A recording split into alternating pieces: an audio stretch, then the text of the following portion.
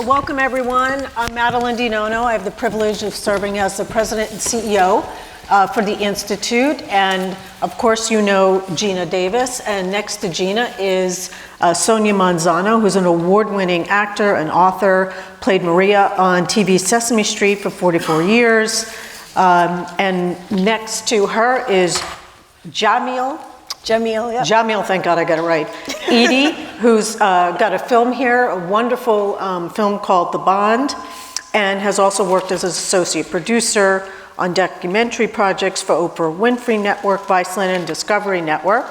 And then last but not least is Nancy Svensson, who's also a filmmaker and spent 2 decades focusing her energy in leadership positions in various facets of the healthcare industry. So we are going to get into it. And the name of this panel is "If She Can See It, She Can Be It," which is the tagline, for the Institute. And Gina, I'm gonna start with you. So how have you seen media and entertainment influence what happens in the real world? Right. Well, that's actually the reason that I started the Institute, as you know, was because I noticed when my daughter was little and we started watching, preschool shows and whatever, I noticed that there were far more male characters than female characters in what kids see first. And it just struck me that what are we doing? We're teaching kids to have unconscious bias from the beginning. And since we all don't want bias, why don't we stop teaching it in the beginning? It's very hard to get rid of once you have it, right? So that was the goal, was to change what kids see, and that will impact what they know that they can be. So, we've also now researched the impact of media images, which are incredibly powerful.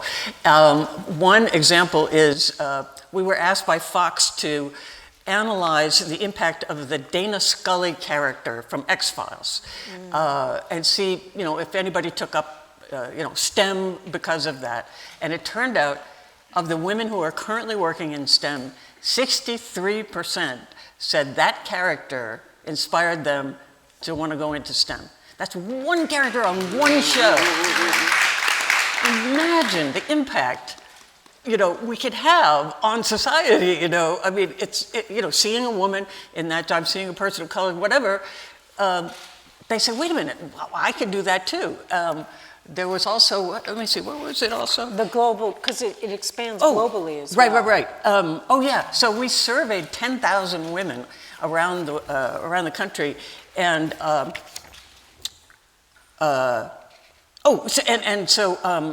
so they said that seeing a fictional character in movie or TV caused them to want to find a different profession, leave an abusive relationship, feel better about themselves. So that's incredibly impactful too. And then,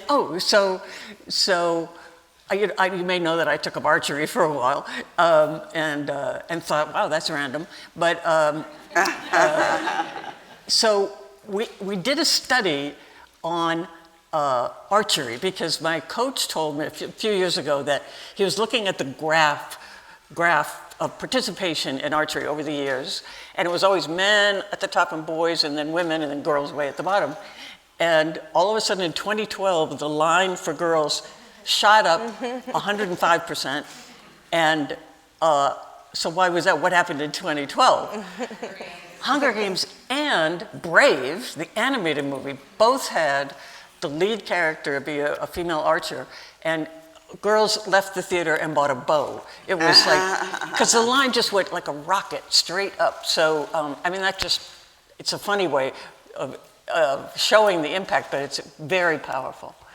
Really powerful. And Sonia, talking about power, I have a 2-part question for you. One is, you had said that when you were 11, there was a turning point for you. Can you tell us that story?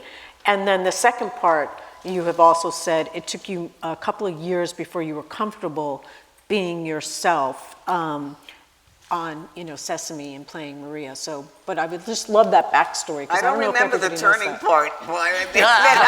West Side Story. Yes, of course. We chatted before. So when I was a kid, a teacher took me to see West Side Story, and that was, I almost had a nervous breakdown because I had never seen my crummy community exalted, looking so beautiful. Like all of a sudden, like the schoolyard fence was a painting. The factory windows was a cathedral, and a fireplace, a fire escape was where important decisions were made, not just where you spit down on the people again, which is what we used to do. But so seeing my neighborhood exalted like that, I think gave me an idea of what art was. You take something banal and make it beautiful, and I think that encouraged me into the arts. And of course Rita Moreno, and she does this one gesture in the movie where she's angry with her boyfriend and she goes like this. And I thought it's so Puerto Rican that I felt a real connection to her at that moment. But I wanted to add what you said about seeing an image of yourself. I got a job on Sesame Street as working in the fix-it shop. And then I fixed the same toaster for 40 years. But I have gotten letters from little girls, but I got a job at the fix-it shop, and I have gotten letters from women who said that was the first time it occurred to me that I could have a job. And it was just in the most simple way, just showing that one little moment, I think went far. Yeah, absolutely. So the second part of the question, which I think I would love for you to talk about, is you said it took me a couple of years before I was comfortable being myself on purpose. And if you can tell us a little bit about that. Well, I used to watch so much television as a little girl, and you never saw anybody of color on television in those days. And if you did, it was you call the neighbors and everything like that. It was such a shocking thing, and I say this all the time. It weighs on you. You don't know what you're going to contribute to a society that's blind to you. Yeah. You don't know what to do. So, but then of course I got on Sesame Street, and they kept telling me, what's Maria like? And I said she should be like this, and they kept saying be yourself, and that's very tough to be yourself. It's easier to be a character than to just be yourself. Right. But then I kept remembering myself watching television and needed somebody that I could relate to. And they used to put a lot of makeup on me in those days, even though I was 21. And this producer came in, and he was very angry, John Stone, the creator of the show, and he dragged me into the makeup room, and he says to the makeup artist, I go through all the trouble of hiring a real person, and you make her up to look like a Cupid doll.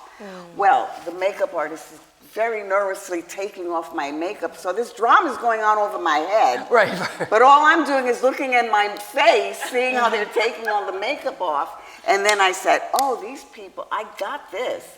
They really do want a real person. Yeah. They really do want me to be exactly how I was, and that gave me a clue as to how to be on Sesame Street. That's great. And then you also said that you had to feel comfortable not competing with the Muppets. Oh, yes, I had to figure out how to do that. Well, they're obviously, the puppets are so exciting, and when you're there, you try to be, outsmart them or get the camera on you, and you can't compete with a Muppet, a kid, or a dog, or, if you're doing a scene with them, as you know. So I knew that that I had to set up I was the straight guy. I had to set up the joke and then let the puppet come in with the punchline. So I'd say, I don't know, Big Bird. How many feathers do you think? And then he would come in with the punchline. Right. And then but then I had a relationship with the camera that I could do asides to them. And that was my relationship to the parent. Right.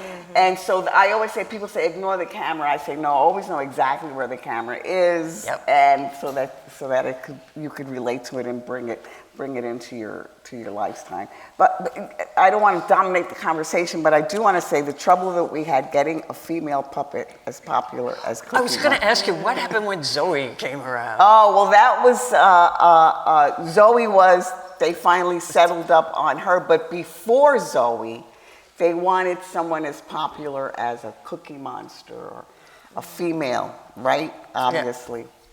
it was impossible because she had to be perfect. If they had a cookie Even monster, the puppet. if the girl had, imagine a female cookie monster eating cookies. Well, you're saying girls have eating disorders, or being like Grover. I want to help everybody all the time. Well, now you're showing girls that, I want to be servile. Right. So you couldn't give them any traits. Exactly. That's what happens in so many movies and TV. They think, in fact, I'm sorry to interrupt, but at one panel that I was at, it was at the Animators Guild. We were presenting the research and everything, and one of the animators in the audience said, "You know what? We would love to make more characters, female characters, but we can't because they're so boring." And I'm like, but that's the phenomenon. They think they have to be perfect. And so they're bland, except they're hot. And, Right, I mean, that was because all of the pressure of having this one monster girl who couldn't do this and couldn't do this, or even if she was a scientist, well, that's making them seem nerdy. The hands were tied, and so it took years before we even got to Zoe. Things that also happened with African American puppet of Roosevelt Franklin. He was one black puppet. Oh, too street, not street enough. He couldn't. But the obvious answer was create a lot of them. A lot of them. Exactly. Right? Exactly.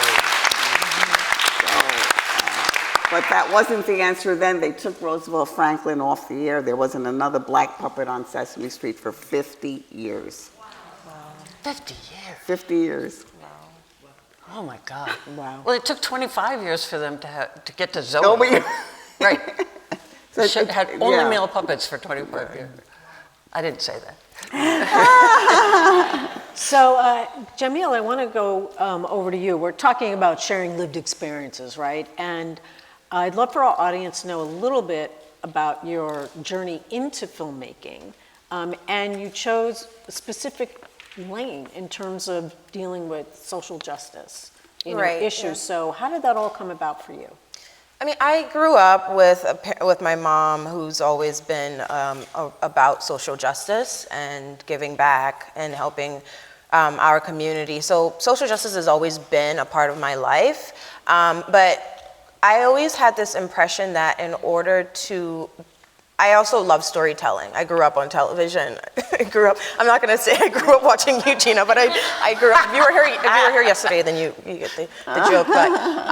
But storytelling has always been a major part of my life, and so has social justice, and so I wanted to bridge those things. But I always felt that documentary was the only way to do that, to create stories that had a social impact bend. So I went into producing. I worked on a show for Oprah Winfrey Network called Released. I went into like unscripted stuff like game shows like Cash Cab, and I wanted like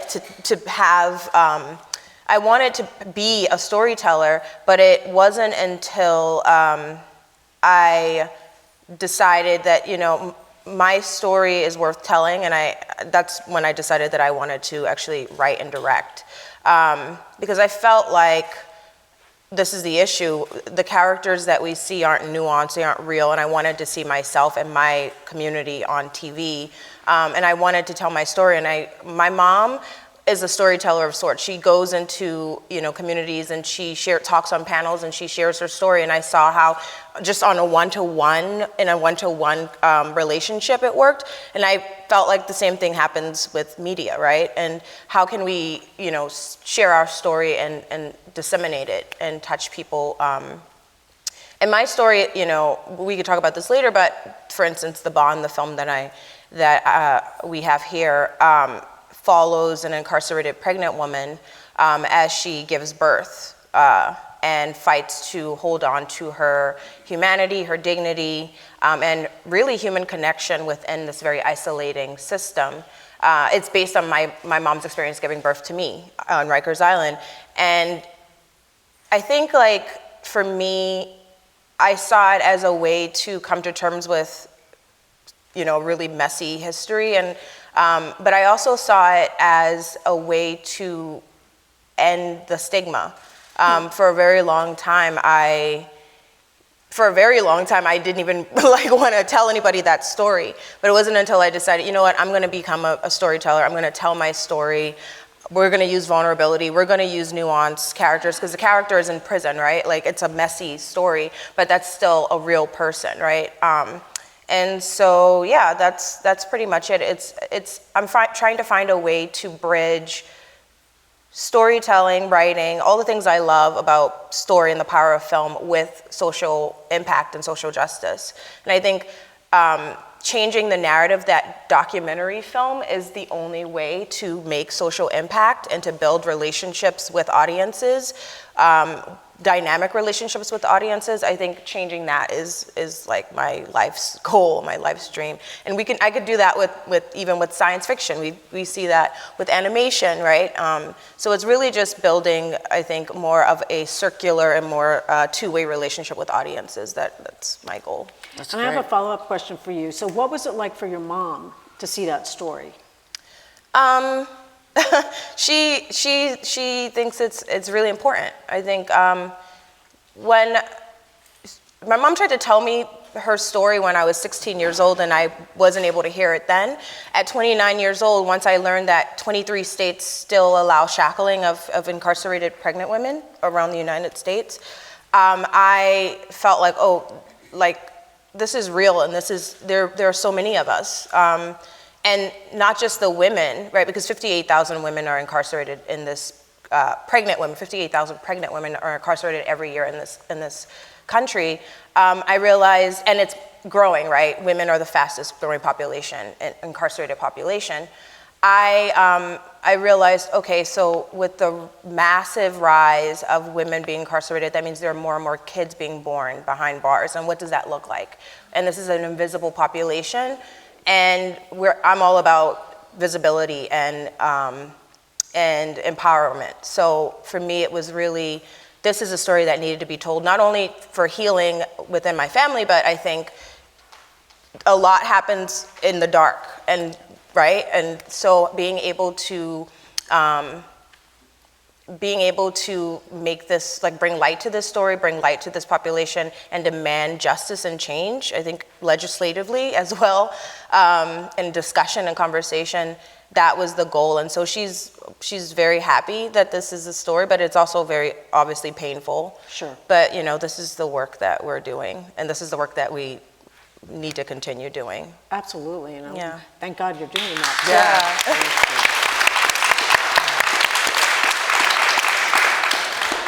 So Nancy, you've said, believe in yourself and believe in your dreams. And how did that mantra influence your journey after almost 2 decades in leadership positions in healthcare to then flip to becoming an independent filmmaker? It was quite, is this on? It'll come on. Yeah. No. Yeah, I think. Okay. Well, it was quite a journey for sure. And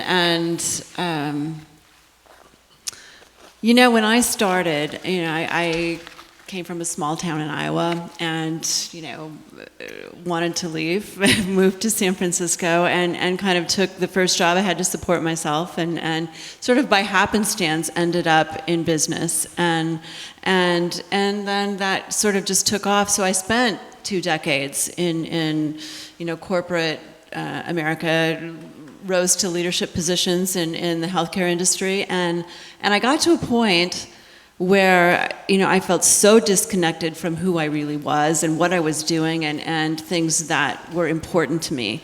And it really went back to my childhood where, I was an avid reader and writer and so believe in the power of story to change people's minds. There's a saying about data is important, but words change minds, and I do really believe that. And so I was working, and my sister, she married a lovely man. His name was Dorji Sherpa, and they lived in the Bay Area, very near where I live. And I went over for dinner one night, and Dorji told me the story of his sister, Pasang Lamu Sherpa. And it was kind of one of those moments, like an aha moment, like this experience I had of connecting to this woman who, you know, was dead. I mean, she lived, and she would be about my age. She climbed Everest in the early 90s. And it was just such an amazing story about a woman who was so driven and so courageous and so willing to just stand up to authority when she really had no, permission to do so. I mean, as a woman as an ethnic minority, I mean, Nepal is 90% Hindu, and at the time was a Hindu kingdom. Sherpas are Buddhist, and less than 10% of the population, and she was never allowed to go to school. I mean, her brothers all got to go to school, but as a woman, she was expected to stay home, have an arranged marriage, have kids, take care of her parents, and she just rejected everything that, the station she was born into, was offering her, and said, I want a bigger life. And so she ran away and went to Kathmandu and ended up climbing Everest. After 4 attempts, she succeeded. But I guess her story, really spoke to me deeply, and I decided that I was going to tell it. And so I ended up quitting my job and deciding to become an independent filmmaker, which was kind of I don't know. Ballsy. I mean, I knew business, right? But I didn't know filmmaking. And so, and initially, the title for the film for almost 10 years was The Glass Ceiling.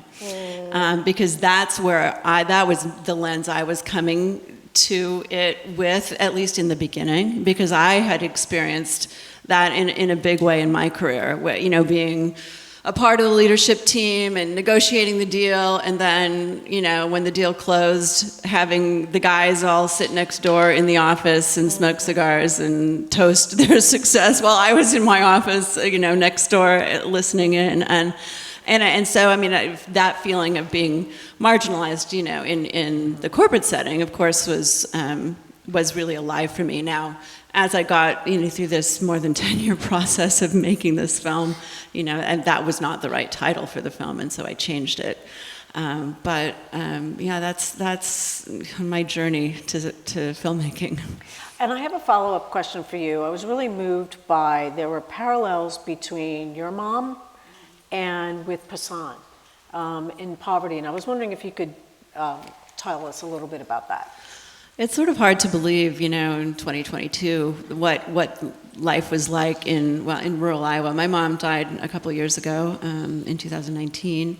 She was 91, and she grew up on a farm, in the Depression, and no running water, no indoor plumbing, and true poverty. And she actually, at 16 graduated from high school. She had to go live in town to go to high school. I mean, because her dad, the roads, most of the roads weren't paved. It was all this thick black gumbo, and in rural Iowa, southwestern Iowa, and I mean, her story of when she graduated from high school at 16, and then she taught country school, where she had to walk. I mean, she had to go live in the district of the country school, walk through the snow, and build the fire. I mean, it was like, this is my mom, and her big, savior, the thing that she believed in so much was education, and she did end up becoming an educator. And that was Pasang's biggest dream, was to be educated, to have the opportunity to go to school, and she never did. So there was this way that, with a bizarre way through kind of time and space that I connected my mom, Pasang, and I think so many women's lives are connected in that way. Thank you so much for that. So for this kind of next round, I want to talk about the impact of a lot of your projects. And so for Gina, I want to turn back to you, because we're talking about empowerment and making change. So can you talk a little bit about how we're working with major content companies? Are they being supportive? How are we helping them to improve, diversity, equity, and inclusion in their projects? and also impede a lot of negative stereotypes, which we're talking about. Right, right. Well, one of the main goals that I had when starting the Institute was purely increase the number of female characters, you know. And it's great to, you know, make them have, you know, varied occupations and everything, but let's just get to 50-50, show kids that boys and girls share the sandbox equally. And so that was our first goal. And in the past 3 years, we've achieved part of our goal. In that, on kids' television, TV made for kids, the lead characters are now at parity, which is vastly different from when we started. In movies made for kids and family, we have reached parity in the lead characters, which when we started way back then was only about 11% of lead characters were female. And now we've reached parity in the world of those. Well, so you know, that's as far as numbers go, we really That's incredible. Succeeded.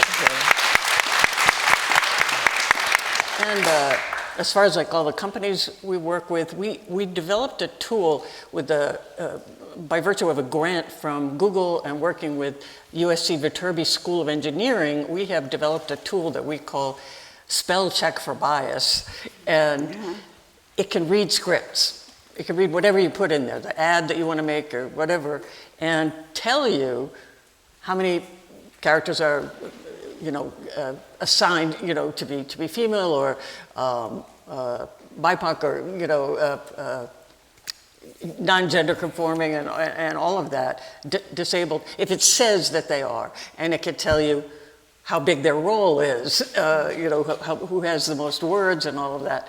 And so before you make something, this was our goal, because I always said, just do a gender pass before you make it, you know. But now they can see what they have, and they can see an opportunity. Like, we can find characters who can be anything.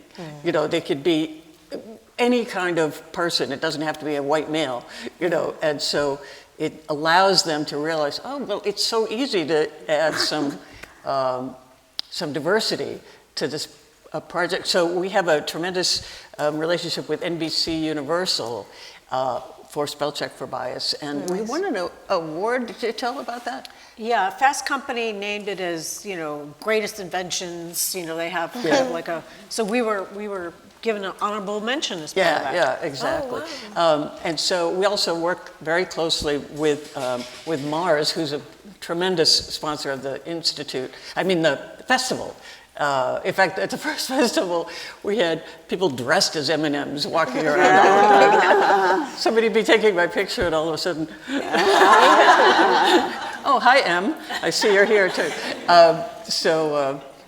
But they have transformed their advertising. Well, first of all, now 45% of the M&Ms are female, which is much better than the one that they had, obviously, and they don't wear high heels anymore. You know, they've completely transformed, and their advertising is now around the globe 50-50, you know, and non-gender based, and also we work with Lego, who wants to transform themselves and asked us to help with that. So all of their advertising now is non-gender conforming. There's no product that says for girls or for boys, and it's revolutionary. It really is, because that's always bothered me that when they finally they came out with Lego for girls, and I didn't like it. I mean, maybe, I don't know if they're going to get rid of that line, but it was, everything's pink, and it's beauty parlor, and it's easier to put together. You know, it's just but girls want to make, you know, the Millennium Falcon also. So Right. Exactly. I know I do. I just want to add a little something you just said made me remember. We have a character on our show, Alma's Way, who loves dinosaurs. So I was writing for the little boy who loves dinosaurs, and the line was, the dinosaur's name is Dippy. Oh, I love Dippy. He's so great. And then I thought to myself, why are all the dinosaurs referred to as he? Right. I mean, I just did it unconsciously. Yeah. So I took the easy way out. I just said, I love Dippy. Dippy is so great, and just use his name, and not because I realized that on some level I was always making the dinosaurs male. Right. That's so great. And Sonia, I want you to talk about Alma's Way and the creation of it. And so I don't know if all of you know, but Sonia's won like 15, 20 Emmys for her writing, as well as being fabulous. And I'd love for you to talk about the writing for Sesame and then how that also sparked your idea to say, all right, now I'm doing my own thing, and the creation of Alma's Way. Well, the writing on Sesame Street began when I started to have questions about the Latino content.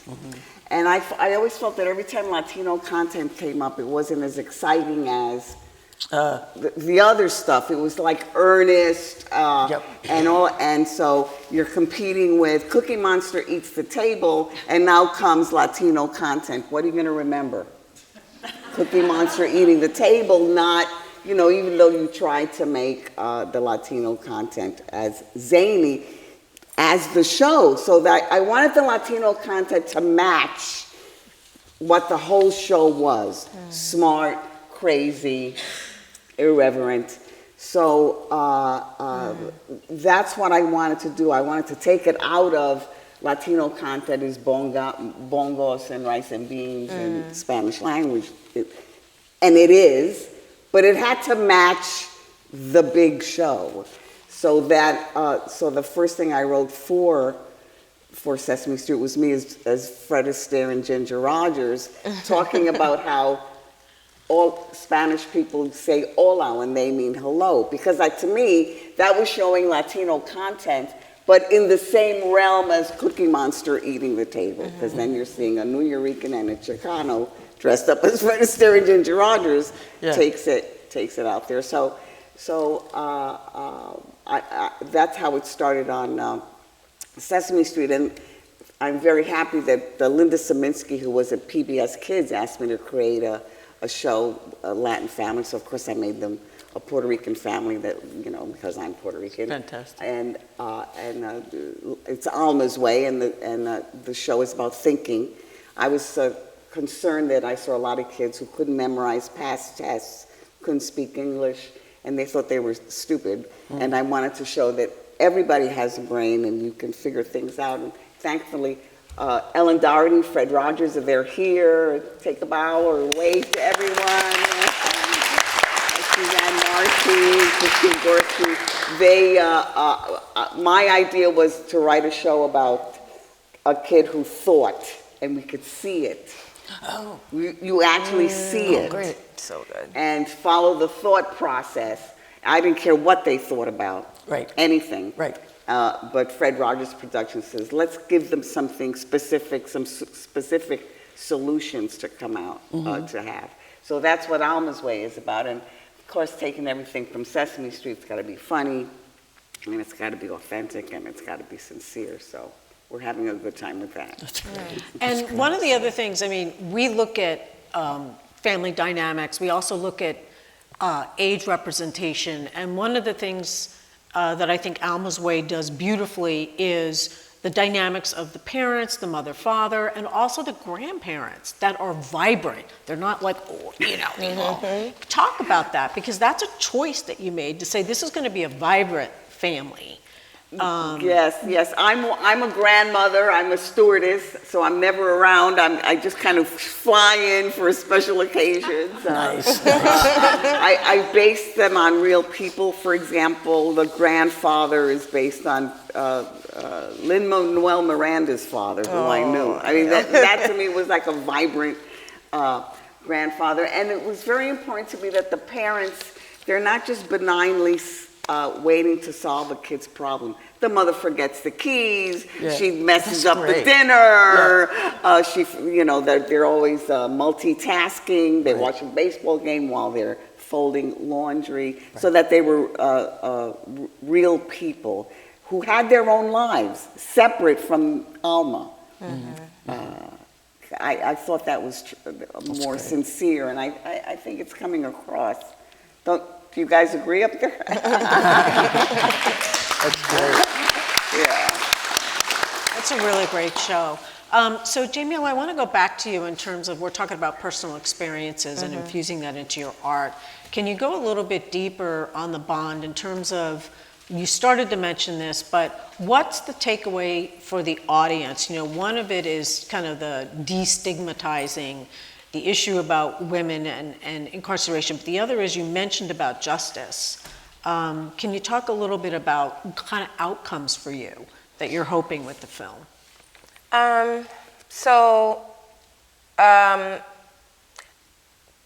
Currently, well, okay, so there's the screening of the film, and I've been lucky enough to screen in a few festivals. And for me, the goal ultimately is to use it as a tool.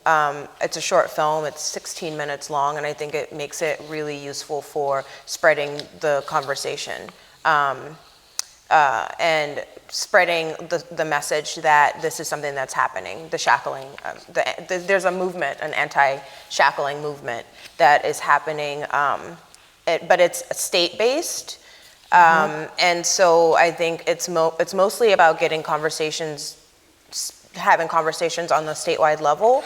But also I think, for me, this film is about making sure that women who are formerly incarcerated or currently incarcerated and their families can find one another and have conversations, and like the healing that can come from that. So, I mean, there is legislation that, you know, are constantly being raised on a state-by-state basis, but for me, it's always been sort of a personal thing. For me, it's about the conversations and the connecting. And the destigmatizing. But for me, I think, it's not just the bond, that the film is not just about prison, and it's not just about, you know, this awful thing that's happening in the trauma. For me, it's also about seeing people as human. And right now, as we well know, this is one of the most divisive moments in our time, in this country. Prison is just a microcosm for what's happening on a larger scale, right, in our society. And I think within my film, every character is nuanced, even the prison guards. And I think that's the most important part, is allowing people to empathize and allowing people to build bonds of empathy. Because left alone, that's what always happens. Even in the most divisive of situations, people see people, when we allow people to see people as people, that's when change happens, and that's like a transformative power, empathy. And I think that's really what is missing right now, politically in this country, seeing people just as people. And so, yeah, even though this is a film about prison and the circumstances, more so it's about a person looking for connection and the transformative power of humanity, you know? So. And was there a goal ever to make it a feature length, or you wanted to keep it as a short? I liked keeping it as a short because, for instance, I recently collaborated on a panel with Ladies of Hope Ministries, which is a organization, but Topeka K. Sam, who that serves formerly incarcerated women. Their work is around ending incarceration and providing like resources to families around education, work, training, and all these things. And so I think like. Sorry, I lost my train of thought. Can you remind me of what the question we were was? talking about if you wanted to extend the film. Oh, right. Yeah. Right. So I wanted to say, like, with these organizations, they're going into communities, and they're creating conversation, and they're leading the movements towards like passing legislation, and they're raising funds and having a short film that really speaks to the heart of the matter. Films like. We talk about empathy. Films are empathy machines, and so they have this short tool that they could show people and get the conversation started and really hit people, in the heart and get the movement started. Like, and we're all in these, like, I feel like there's a lot of like pockets, and I think just having it disseminated as far and as often as possible, I think that's the answer, you know? So for now, I'm collaborating with organizations that serve women and families affected by incarceration in the penal system, and I think having this short tool helps a lot.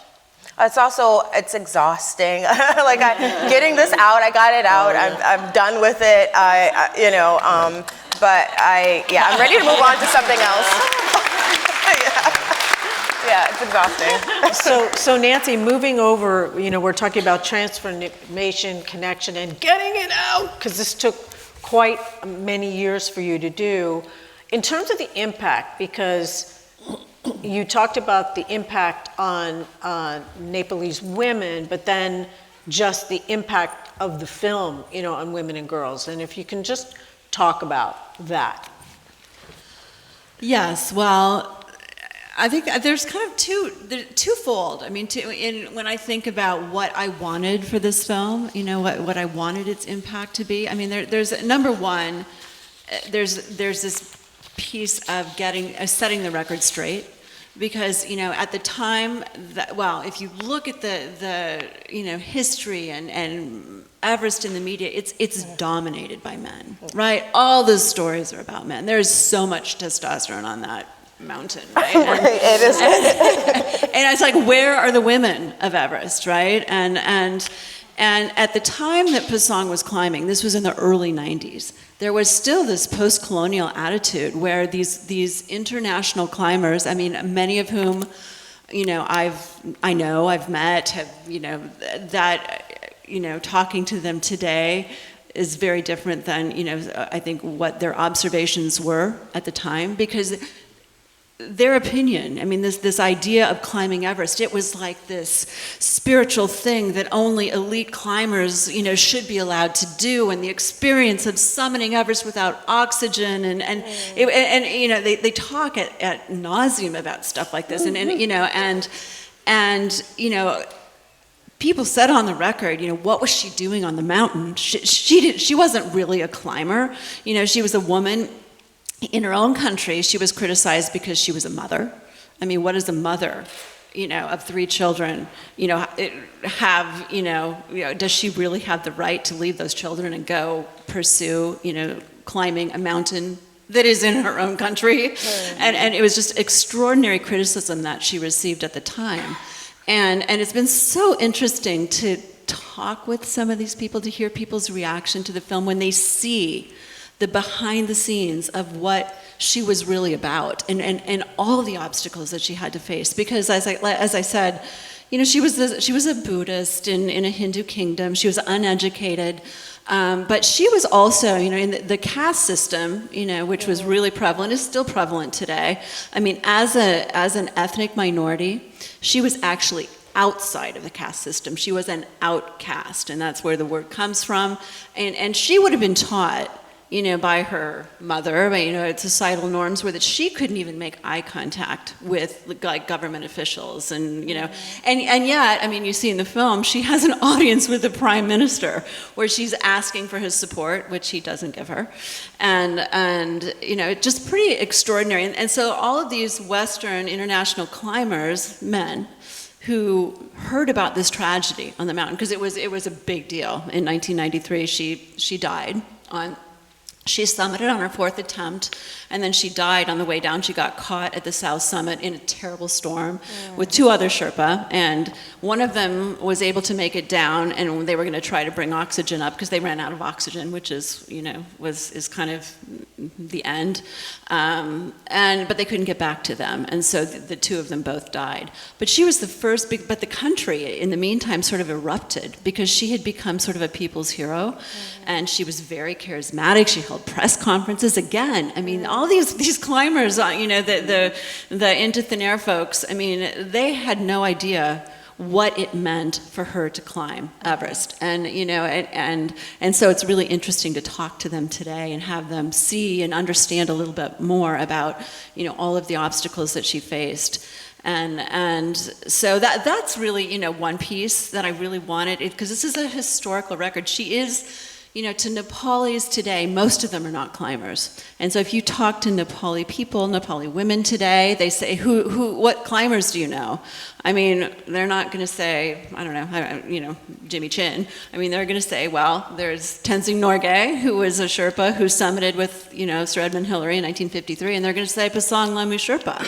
And part of what endeared her to the Nepali people was the fact that she was a normal person. She wasn't a climber. I mean, she didn't have the opportunity that those young Nepali women have today to be formally trained to climb. She went and did it. And so, you know, in addition to setting this historical record straight, I really want, you know, the women and girls in Nepal to see her as a real person and to understand, you know, that she wasn't, I mean, she has this life-size statue in Kathmandu. There's a postage stamp with her picture on it. There's a mountain and a big road around Kathmandu named for her hospital school. I mean, you know, but people don't necessarily today understand all the things that she went through to do that. Because what she really wanted was, yes, to climb Everest, but for her, that meant having a seat at the table. Well, that's a great way to end this panel, because I think that's also what it's really about, is having a voice, having a seat at the table, being acknowledged, being included. So we're out of time. Thank you all for coming today.